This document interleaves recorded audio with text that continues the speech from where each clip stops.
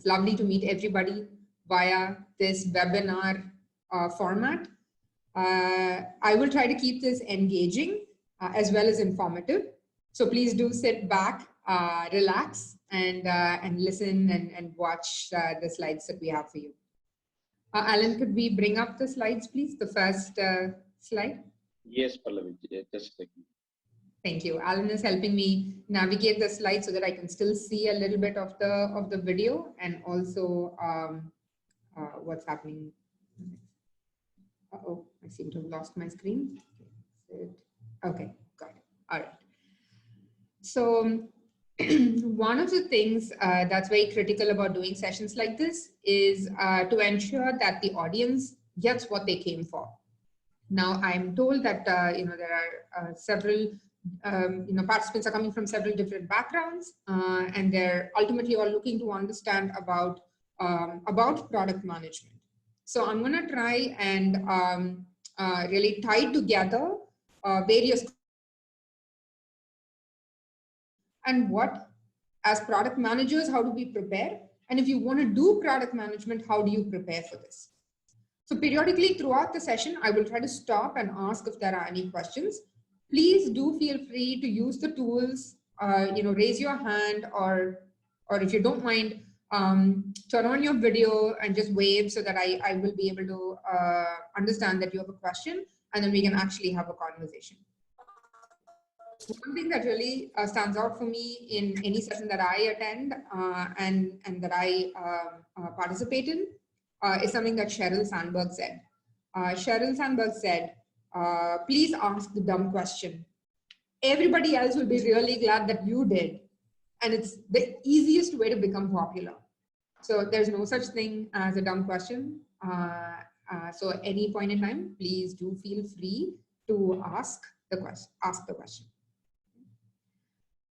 It's important for all of us to be liked and to be social, and this is going to be like an easy way for all of us to create a community here. Okay? And it's been a crazy week. It's been a crazy couple of weeks. Anybody want to put out onto the chat on what is happening in the world?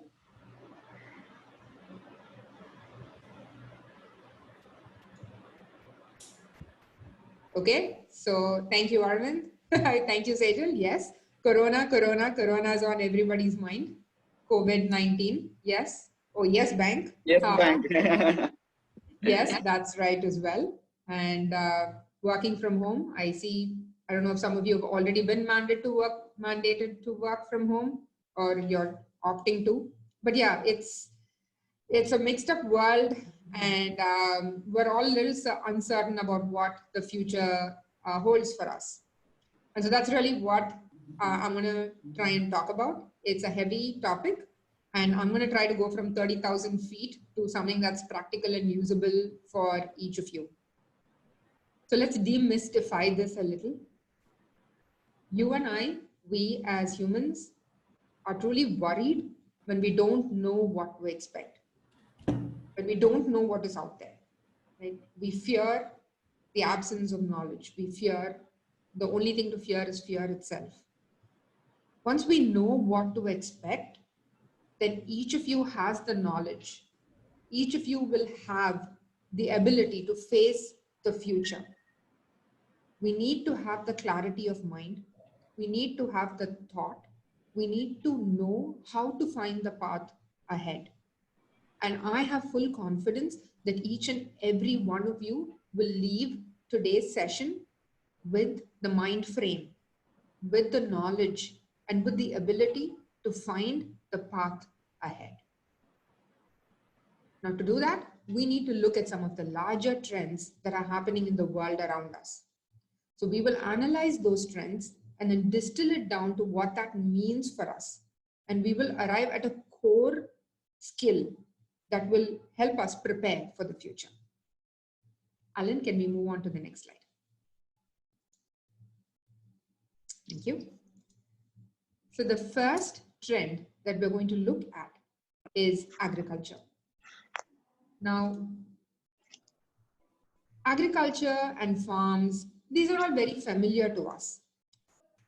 You've seen people, men, women, children, doing manual labor, planting crops, picking fruits, packing vegetables, right? Using some mechanization, some tractors, some equipment. But where is the future? Where is the future moving towards in this field?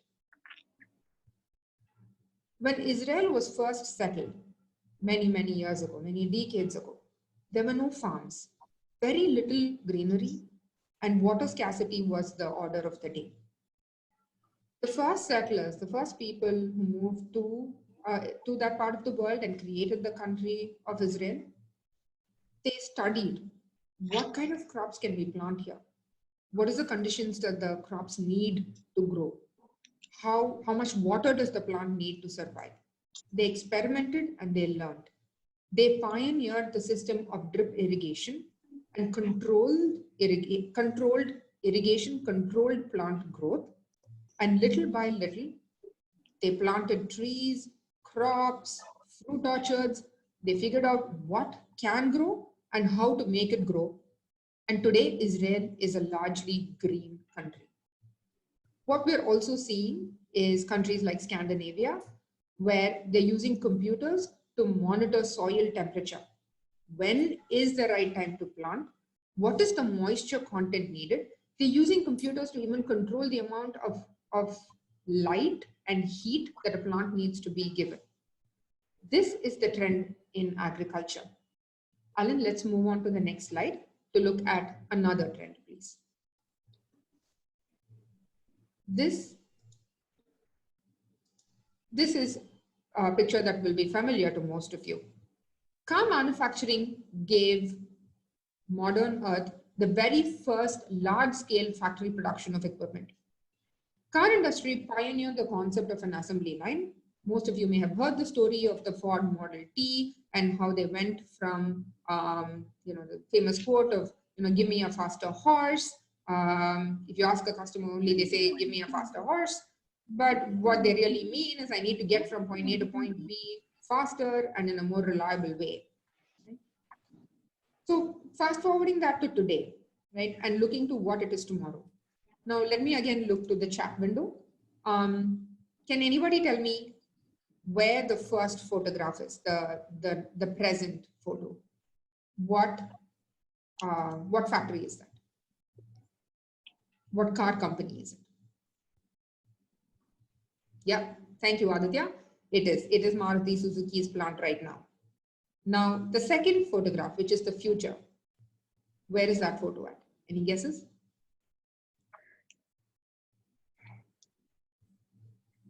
Any guess? Okay, we've got Honda, we've got Japan, we've got Tata and Ford. Okay, Sajal got it right. It is also Maruti in Delhi. Both those photographs are from their Noida plant, Gurgaon plant, I forget now, but basically their plant outside NCR. And the first picture, the down picture, shows how things are operating on large scale across most of their plants. The second photograph is more of a demonstration, an experiment, a model plant that they've done where they're trying to do the entire assembly with robots. So pretty soon, every car that we buy is going to have parts that are built by robots. Very soon, entire cars are going to be built by robots. And I think we're at a point where pretty much most products that we buy will have some level of robotic assembly involved in it. Is there a question? Okay. So robotics engineering, the hardware as well as the software needed to automate the robot, synchronize the tasks, and to be able to complete and coordinate between the tasks. This is a clear trend for the future. Alan, let's move on to the next slide, please. So while we're looking at trends in other industries, let's look at something that's a little bit more familiar to us. Right? Office work, something that everybody here should be familiar with, and everybody kind of realizes that office work as we know it is getting redefined very soon. 20 years ago, virtual collaboration tools did not exist. 10 years ago, virtual teams did not exist. Yet today, we take these things for granted. So things are changing rapidly. The gig economy is getting established. People are getting hired and paid for their work, but they're not really treated as employees. The tools that we use today, things like Word or email, even Google, all of these tools are ripe for disruption. How will we visualize our diagrams going forward? How will we draw our flowcharts? How will we write user specifications? How will we code? How will we build? How will we manufacture? What is apparent is that all of these things are going to change. Right? And what is being defined very rapidly is how these things will change. So what we need to do is learn from the best, learn by looking back, and prepare for the future. Let's move on to the next slide, Alan. So the real change is coming in the industries that did not adopt technology, in the industries that are recently adopting technologies, and the industries where technology disruption is at the highest. Anybody here born in the, anybody here remember the 1990s?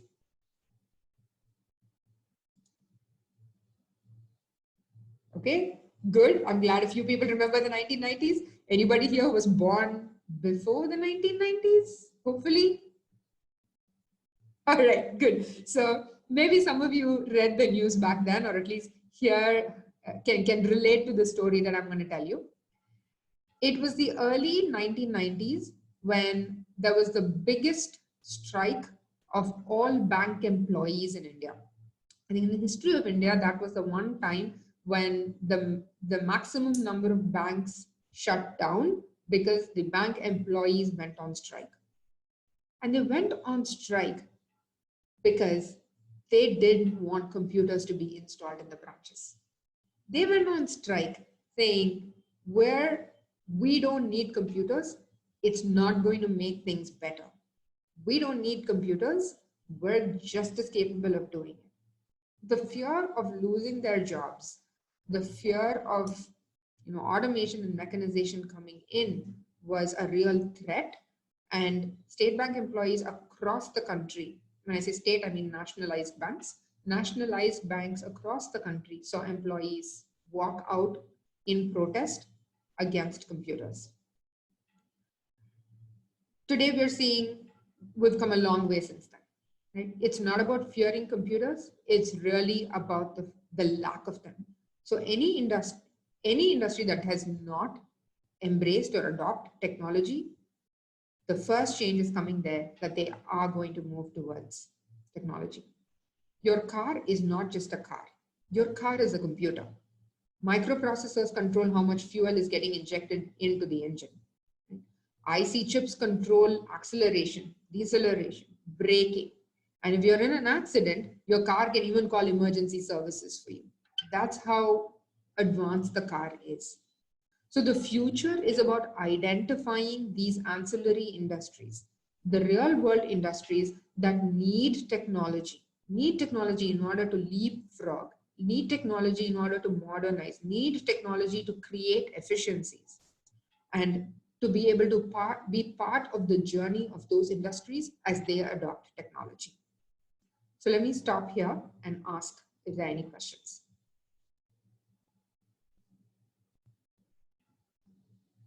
I'm looking at the chat window. Any questions? So far, we're talking about the larger trends. I understand this is a very high level perspective. And what I'm trying to do is impress upon everybody that the future is a very vast and unknown place. And in order to really, in order to get to there, we need to be able to read the tea leaves. We have to be able to understand the trends.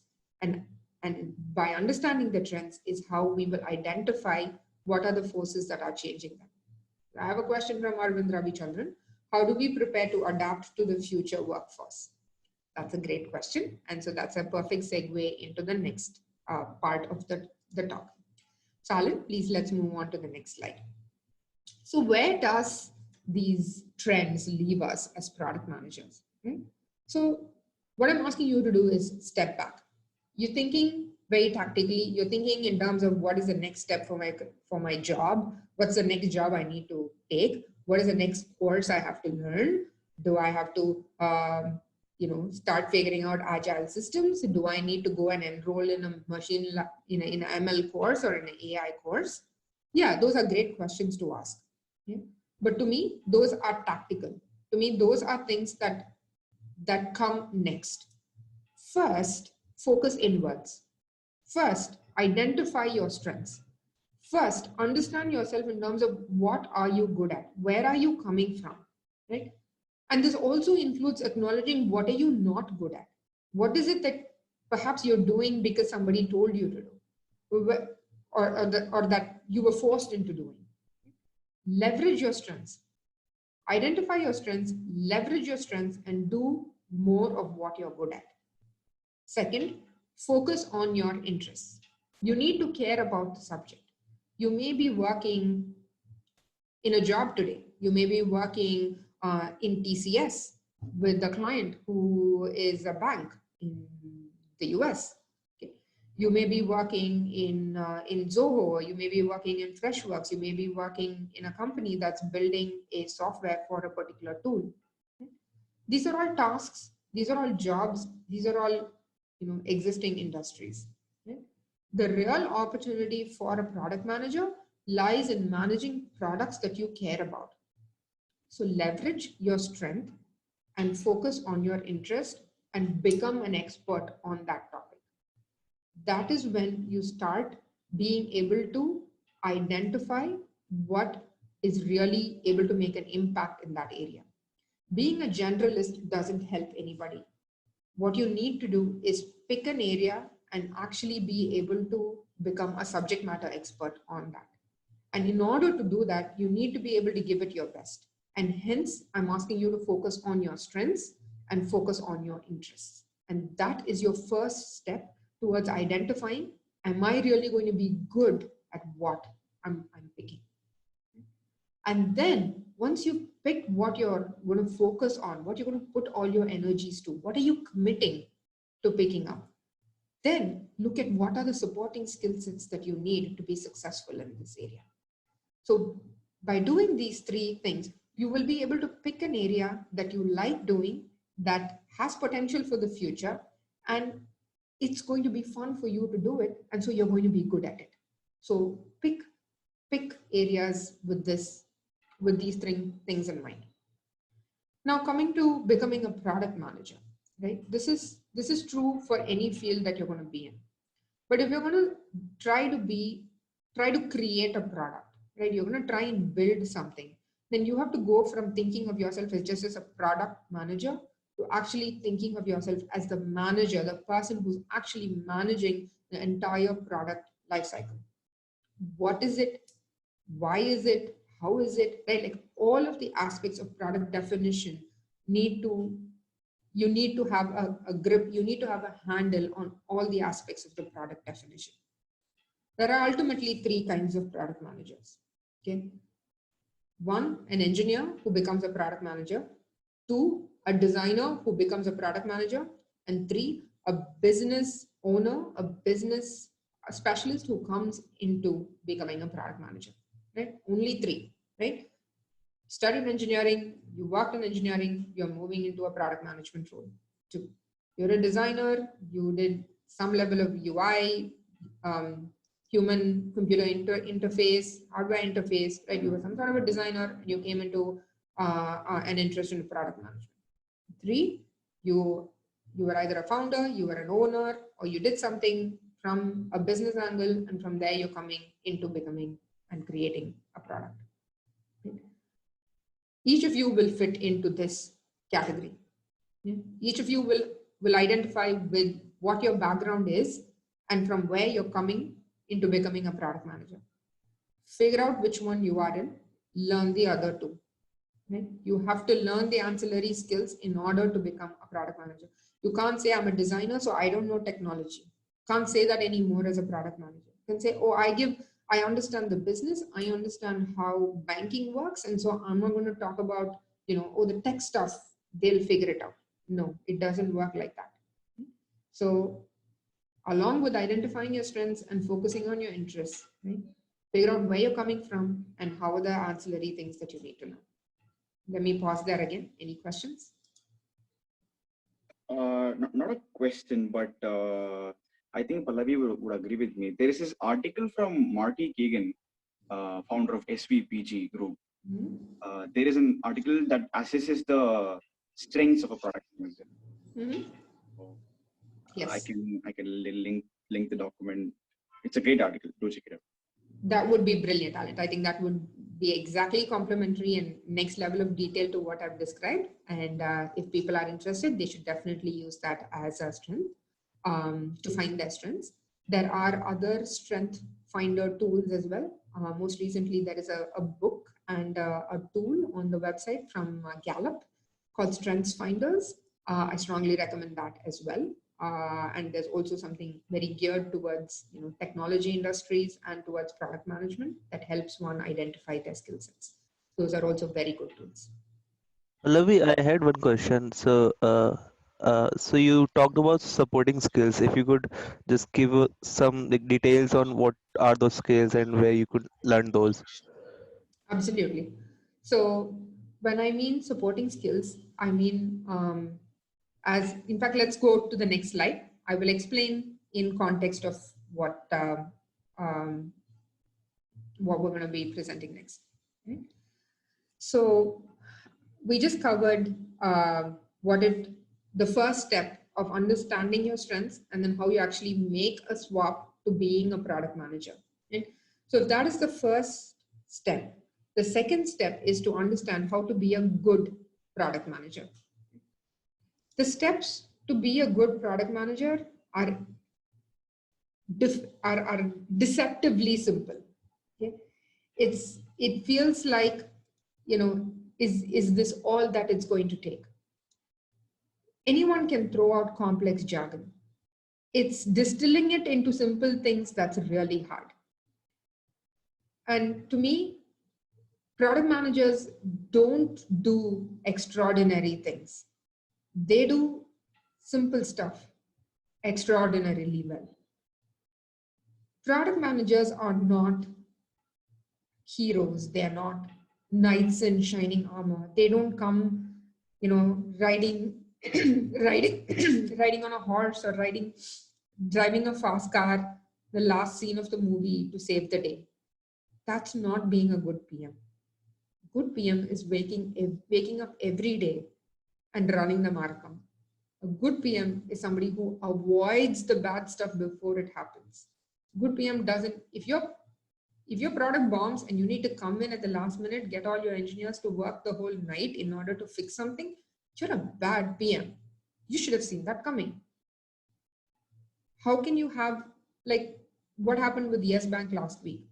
So several of the major wallets went offline because Yes Bank was the primary processing partner for all bank transactions for their entire wallet.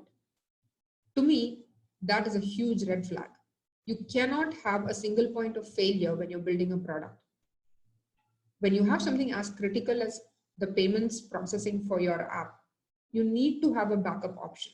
You need to be able to have the ability to route traffic so that when there is a spike, you're able to still handle the large inflow. We have a Black Friday sale. We need to anticipate that there is going to be a spike. So when there is a spike, we know a spike, we plan that it's going to be a 1x spike, a 5x spike, it's a 10x spike. It's a good thing to get hit with a 100x spike. And so we need to have a backup plan that we're able to increase capacity. That is being a good PM. So your question in terms of what are the ancillary skills that we need to have? Okay. So the five steps for me that everybody needs to practice to be a good PM. First, observational skills. Okay.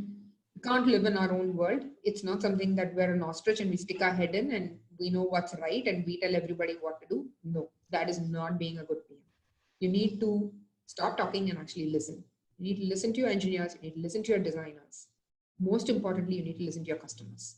You need to understand what are your users doing, what are they not able to do, and how do we know what are the problems that they are facing.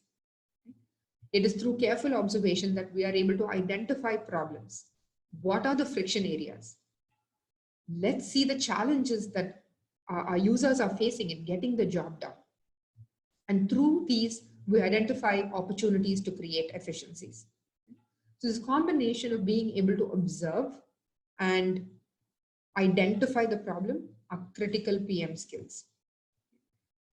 The next three that I've pointed out, quantification, right? Like how do you quantify what is the problem?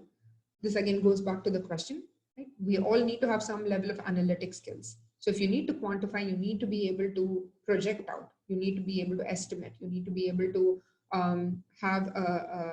do guesstimates in terms of what you think the magnitude is going to be. How is it going to impact?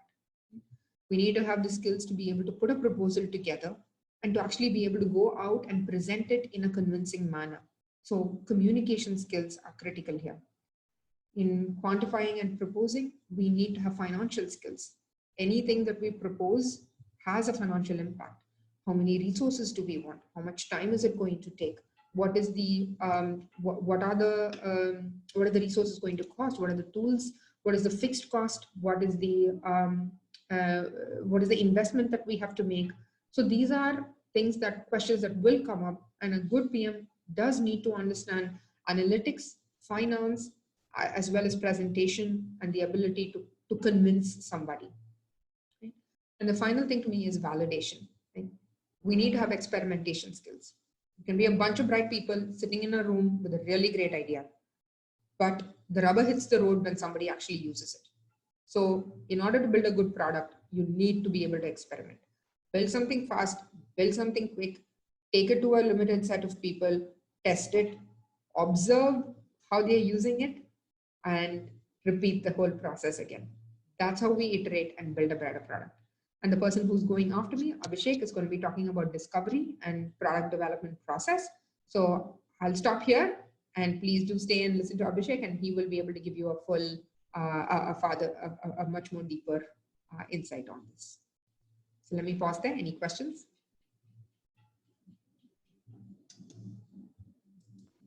No, Pallavi. Thank you so much for the answer. Welcome. So Alan, let's go on to the next slide. And this is my last slide. I know I'm running on top of time. Okay. So what is the skill set that we all need for the future of work? To me, it's the ability to adapt. We can't live in the past. We have to learn from the past. Keep the good stuff, avoid the bad stuff, and learn to adapt to whatever circumstance that we are put into. Can we live in the houses of the past? We lived in huts, we lived in caves. We can't live like that anymore. Right? Can we have the medicines of the past? Imagine going to the dentist 100 years ago without anesthesia. Don't like going to the dentist even right now. So what is it that we can learn from the past? Is there good stuff in the past? Yes, history teaches us a lot of really good lessons. But we really need to know what to expect in the future. And to me, that's simple. Look at the trends overall. Where are the industries moving? Right? Do not fear change, embrace change, and look at industries that are resisting change and move towards that. Let's not stick comfortably with our BFS and our standard the industries that we've gotten comfortable with. Let's move towards industries where technology is needed and where technology can make an impact. And then identify what are the courses you need to take towards becoming an expert in that industry, towards building products and solutions for those challenges, opportunities, and problems. And the skills of doing that are very simple. It's really being able to observe what is happening there, and being able to identify problems and challenges, and then being able to create a solution that you're able to validate, experiment, test, and improve upon. And the most important thing is to have an open mind and to be ready to adapt to any challenge that comes your way, because there will be a lot of unknowns, and it takes a mind frame to be ready for that. And I know each of you can do it. I know each of you will have the fact that you're here in itself shows that you have a willingness to learn and that you have a willingness to make a difference.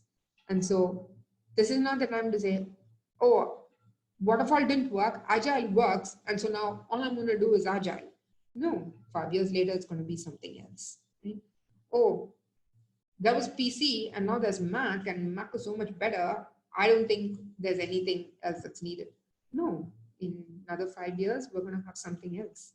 So it's all about embracing change and being able to understand what are the trends out there, and then being able to adapt and learn continuously and be able to create value. That is what I expect the future of work to be. And to me, this is the truth in how we can be successful in managing for the future. Thank you, everybody.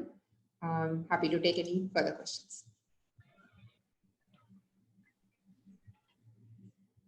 Great session, Pallavi. I think there are a couple of questions that we have from the chat. So first one is from Deepak, which is, as a PM, what are must-have analytical skills? And maybe you can take questions after that. Okay. I see there are some more questions in the chat window as well. Okay. So what are the must-have analytical skills? Okay. So to me,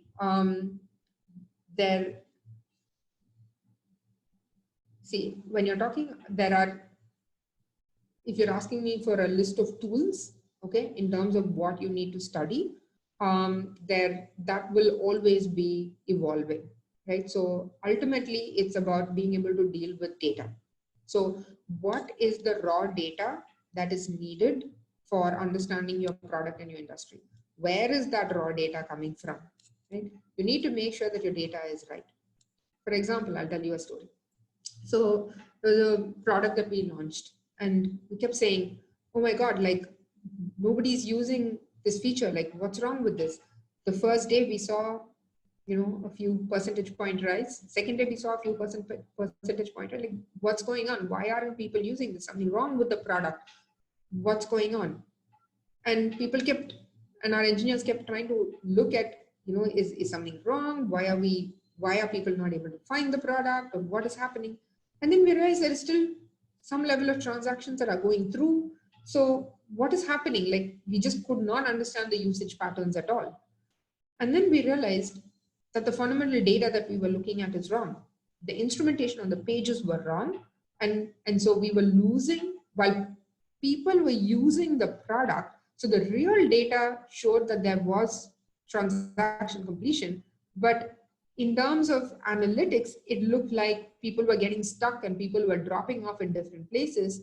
And so we couldn't tie the story together. We couldn't tie the story in terms of how are people finding the site, how are people coming into the pages, how are people coming into the flow, and how are they actually completing the flow.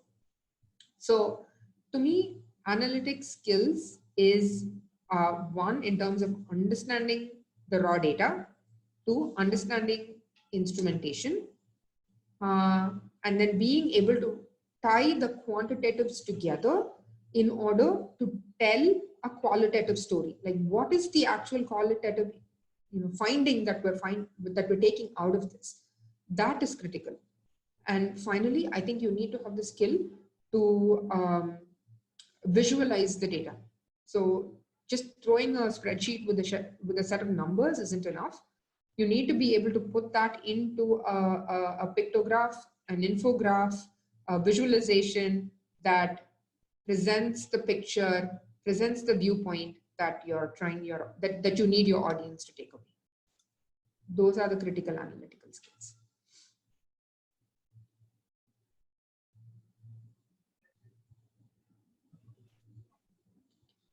Alan, should I just go through the questions in I think, the chat? Pallavi, I'll just say the questions and the names of the folks who have asked it. So Okay. Suhas had an interesting question around your time at PayPal.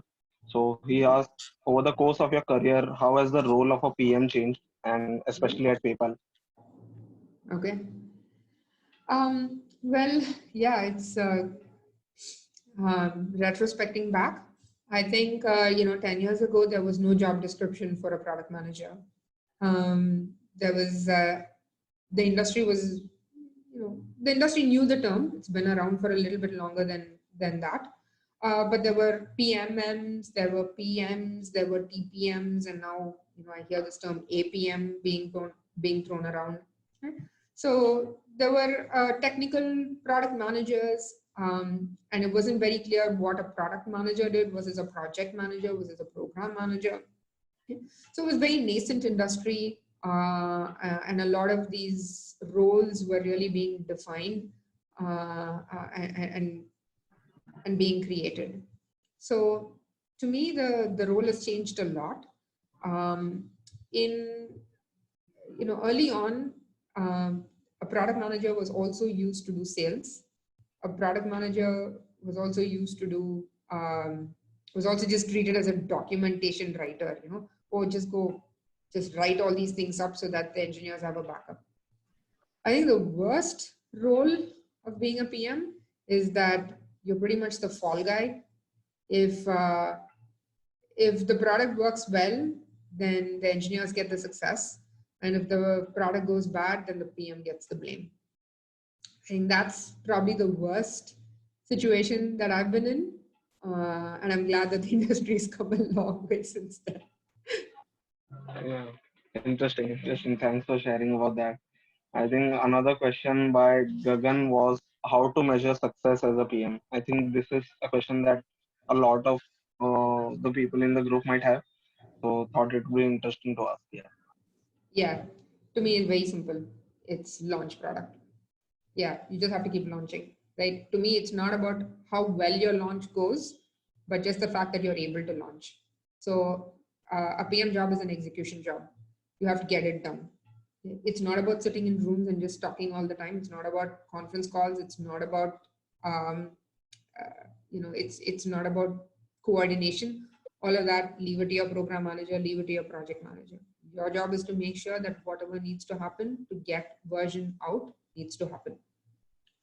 I think it was Reid Hoffman, founder of PayPal and LinkedIn, who said, if you've never seen a product fail on launch, then you're launching late. So if your product is working fine when you launch, then you've missed the market. So you need to launch fast. You need to launch, and you need to launch a good product. You need to do what you need to do to get it right. But it's about being able to get it to market. Got it. So I think the question was also centered around, suppose you have launched the product, how do you then measure the success or failure of the product? Do you define it at the beginning of the product, or do you figure that out as you go along? No, your metrics for success need to be defined as part of your product plan. So what are you looking to do out of this product? What is success? Is it adoption? Is it usage? Is it completion? What product are you building? And who is your user? You need to define that. Is your user an internal team? Are you building a tool that is going to be adopted by somebody else in your own company? Is it going to be used by a developer? Is it going to be used by a merchant? Who is your ultimate user for your tool or for your product? And what is their measure of using it? Is it that if you're building a dashboard, then your success metric is that people look at the dashboard at a particular frequency. So if you're putting a daily report out, you're updating your dashboard on a daily basis, and you're pushing metrics onto your dashboard, then your metric has to be that, hey, my dashboard is relevant enough that everybody's looking at it every day. So you need to figure out what tool you're building, who the target user is, what is the frequency at which it makes sense for this person to use your product, and then set your metrics based on that. Got it. I think for now we can end the Q&A session for this one. But if we have more time remaining at the end, we I can. just have one question. We just finish off with this. So Pallavi, as people have started working from home due to coronavirus and other stuff, I was just curious to know, has the productivity taken a hit at PayPal? No, not at all. Okay, Not so at all. got it. So this basically validates saying that people can work anywhere. Yeah, Doesn't matter where they are. doesn't matter. I have in the last, how many years has it been? At least 5-6 years, I have never had a completely co-located team. I have always had teams who are virtual, who are remote. And so there's always 1 or 2 people who are working at night. Invariably the time zones are such that it's either early morning for them or late in the evening for them. And so people are working from home. I have never, that has not been the problem for productivity. To me, the problem of productivity is motivation. If your team is motivated enough, if they're bought into the idea that you guys are doing a good job, right? And to me, that's the job of a product manager. Okay? You have to hold the team together. You have to involve everybody. Everybody needs to have a sense of ownership. They need to have the sense that they are playing a role critical towards the creation of the product. If each person needs to be respected for what they bring to the table. It could be the junior most engineer who's been tasked with writing, QA automation. Okay, it could be a new designer who's using pre-existing templates and filling something out. Could be something, it could be, a senior person who's just coming in and reviewing and providing sign off. Okay? It doesn't matter what role the person plays. If they are part of the team, it is the job of the product manager to ensure that each of them understand the role they play, are acknowledged and respected for what they bring to the table, and that they are aware of when they need to play their role, right? So, and this is where the project manager's role comes in as well, that they are able to manage this effectively, and the product manager is able to empower each of these people with the information that each of them need in order to play the role that they have to play effectively, and that the product comes together and is a good quality output that can go into the market. And for this, it doesn't matter where people sit. That they can be sitting next to you and be watching YouTube, and it doesn't matter, right? It's about motivation, it's about commitment, and it's about pride in the work that you do and in that you create a good quality output. That attention to detail and the consciousness that you need to create a good product is what matters. And that's what I look for when I put my team together.